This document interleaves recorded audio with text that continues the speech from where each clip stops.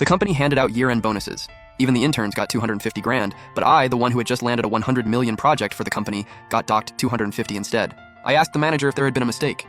The manager sneered. No mistake. You filed an illegal 250 reimbursement. With a screw-up that big, you're lucky I didn't fire you. And you still want a bonus? I laughed. For that 100 million deal, I paid for dinners out of my own pocket. I had already spent 30 or 40 grand, and now they wanted to kick me aside? Fine. So I called my childhood buddy right away.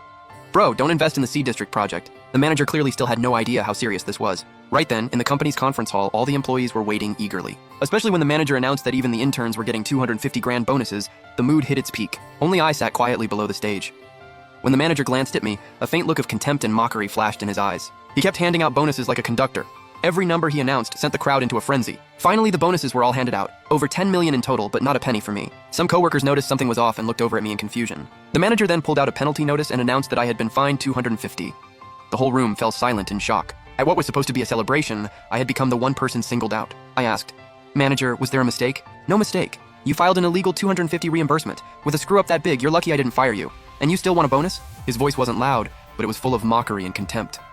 That smug smile on his face looked like he was showing off the power he had over me. You got a problem with that? The manager still wasn't done with me. I knew humiliating someone who had once offended him in front of the whole company was his perfect chance to show authority. No problem at all. Where do you think you're going? Did I say the meeting was over? Lin Kun. With that attitude of yours, I'm seriously wondering if you can still keep working here. The moment I stepped out, a wave of laughter broke out behind me in the hall. The manager told everyone, Lin Kun is kind of our company's lucky charm. If he hadn't landed that 100 million project, would any of you be getting this much bonus? But I do feel bad for him. He was about to get a bonus, but just had to pull some shady reimbursement stunt. Giving up hundreds of thousands? I think he's the real 250 here. After the laughter died down, the manager added with a smile, the bonuses we handed out today were borrowed from finance. For everyone's safety, they'll be deposited into your payroll cards tomorrow, untouched.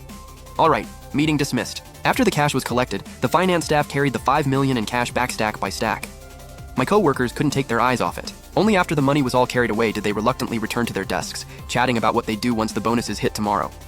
Every now and then, I heard snickering. I quietly typed on my keyboard, feeling bitter inside. I had been at this company for 3 years, and most people in the department were long-time employees. We used to get along pretty well, but after what happened today, everything changed. I knew I had already been pushed out by the entire department. Not long after, a notification popped up on my social app. It said I had been kicked out of a group chat. It wasn't the official company group, but a private group our department had created. I gave a bitter laugh in my heart and kept typing. Soon, I finished writing a resignation letter. I took it and walked into the manager's office. When I placed the resignation letter on his desk, the manager gave a cold snort without even trying to hide it. Even at this point, all he had to do was sign his name to get rid of me, the thorn in his side.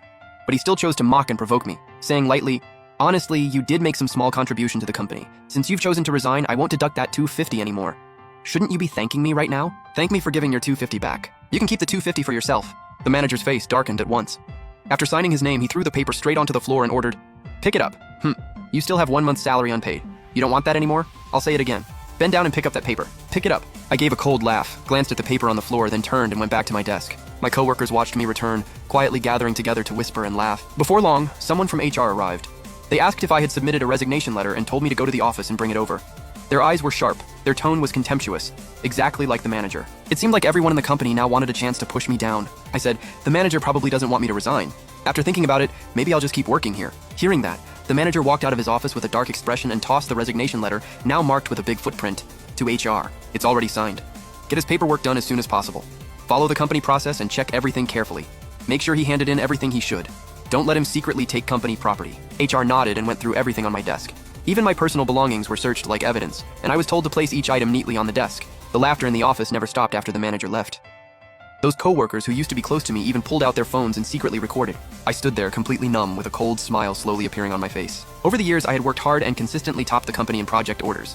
2 months ago, the manager started a project and ordered me to follow up on it. But during the project, I discovered a huge wording loophole in the contract. Just one wrong word, and if Party A made a move, the whole thing could collapse. The consequences were unthinkable. I reported it to the manager right away, but he told me not to worry about it. The project was led by him, but I was the one signing off on everything. If something went wrong, my whole career would be ruined. So I insisted the contract be redrafted, or I wouldn't do the project. In the end, Party A refused to change it, and the 5 million contract fell through. But anyone with eyes could tell I had helped the company avoid a trap. The manager, however, held a grudge against me because of it. He started scolding me in public over tiny things for no reason, and several times he deliberately picked faults with me just to dock my pay. Later, I found out that project had affected his performance review, and got him chewed out by headquarters. I tried to explain it to him, but every time, he acted superior and wouldn't even give me a chance to finish. I wanted to resign, yet he had HR humiliate me like this. I gave a cold laugh. You're the ones who took things too far. Just don't come begging me later. After 2 hours, all my belongings had finally been searched.